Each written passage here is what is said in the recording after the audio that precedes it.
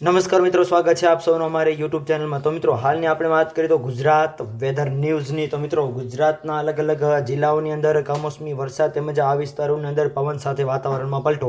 તો મિત્રો, વિડીયો ગમે તો વિડીયોને લાઈક કરો, શેર કરો, કમેન્ટ કરો અને મિત્રો ચેનલમાં નવા હોય તો ચેનલને સબસ્ક્રાઈબ પણ કરી લેજો। તો મિત્રો, હાલની આપણે વાત કરીએ તો ગુજરાતની અંદર જ્યારે કમોસમી વરસાદની આગાહી વ્યક્ત કરવામાં આવી રહી છે એની અંદર મિત્રો આપણે વાત કરીએ તો જંબુસરના બરાબર ભરૂચ જિલ્લાના જંબુસરની અંદર કમોસમી વરસાદ ખાબકવાનો અહેવાલો મળી રહ્યા છે।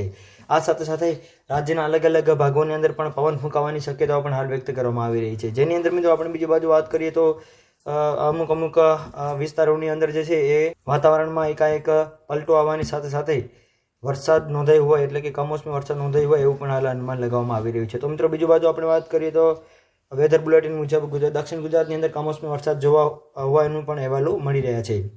આ સાથે સાથે હવામાનની સૌથી મોટી આગાહી અનુસાર થોડા જ કલાકની અંદર અમુક વિસ્તારોની અંદર કમોસમી વરસાદ નોંધાણો હતો, તેમજ 5 જિલ્લાઓની અંદર કમોસમી વરસાદની હાલ પણ આગાહી જે છે એ વ્યક્ત કરવામાં આવી રહી છે।